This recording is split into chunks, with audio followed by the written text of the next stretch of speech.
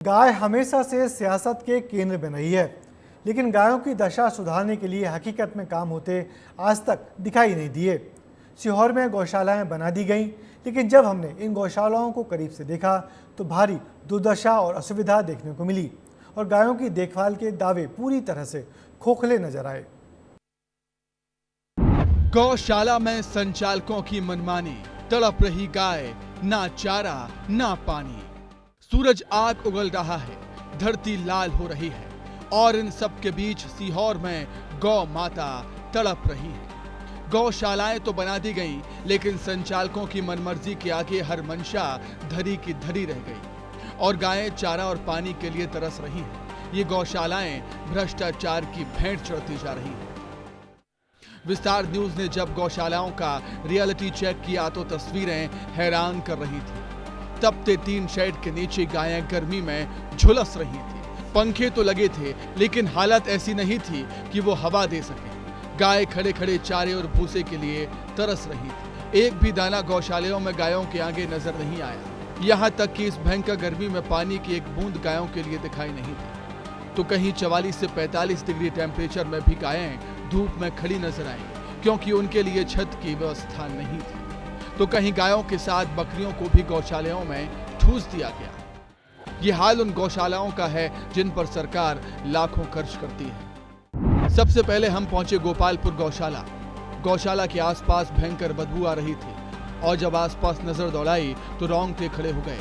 चारों तरफ गायों के कंकाल पड़े थे। पूरा इलाका हड्डियों से पटा नजर आया। इलाका शमशान में तब्दील होता नजर आया। पता चला कि गौशाला में लगातार गायें मर रही हैं और उन्हें पीछे ही फेंक दिया जाता है। ऐसा क्यों हो रहा है, ये जवाब किसी के पास नहीं। ये गौशाला में गाय मर रही जिन्हें पीछे फेंक रहे हैं, आप क्या है ये? हाँ, गाय मत फेंकने पड़े साहब, उनके तो आप कहीं है हमें भीतर राखत की रोड कितनी गंदी हो वहाँ। तो गाय मर रही तो डॉक्टर साहब नहीं आते क्या देखने? डॉक्टर साहब नहीं आया कोई देखने। अच्छा, डॉक्टर साहब क्यों नहीं आते देखने? अब कई मालूम साहब या उनके सब कुछ आपकी कमी होगा। गाय उनको लेके कुछ लिखा पड़ी है आपके पास? हमारे पास कहीं भी लिखा पड़े नहीं साहब। इसके बाद हम तोड़निया गौशाला पहुंचे। यहाँ गौशाला में अलग ही तरह का खेल नजर आया है। चौकीदार ने बताया कि यहाँ गायों के लिए कोई व्यवस्था नहीं और ना ही गायों से जुड़ा कोई रजिस्टर मेंटेन किया जाता है। बातों ही बातों में उसने जो खुलासा किया वो हैरान कर देने वाला था, क्योंकि सरपंच यहाँ गर्भवती होने वाली गायों को बेचकर रुपये डकार रहा है। गाभन गैया निकलती वो सरपंच साहब बेच देते हैं। पहले की जो गैया पहले थी आती थी उसका रिकॉर्ड मेरे पास में था। 41 हजार रुपये की गाय और रोकी थी करके 41 हजार रुपये आए थे मेरे पास। उससे मेरा खर्चा चला, उसमें से फिर मेरी तनख्वाह जोड़ मेल के सरपंच ने काट के बाकी के पैसे बटते थे वो पैसे देते थे सरपंच बस। इसके बाद हम आष्टा तहसील के रुपेटा में श्रीनाथ गौशाला पहुंचे। हम इस समय मौजूद हैं आष्टा ब्लॉक के रुपेटा गांव में, जहां श्रीनाथ गौशाला आप मेरे पीछे देख पा रहे हैं। इस गौशाला के हालात यहाँ है कि जिम्मेदार यहाँ पर ताला लगाकर जा चुके हैं और यहाँ पे देखरेख करने वाला कोई भी नहीं है। गौशालाओं की हकीकत डराने वाली है। भ्रष्टाचार व्यवस्थाएं झकझोर रही थी। हमने जिम्मेदारों को हकीकत से रूबरू करवाया, जिसके बाद उन्होंने जांच कर कार्रवाई का भरोसा दिया।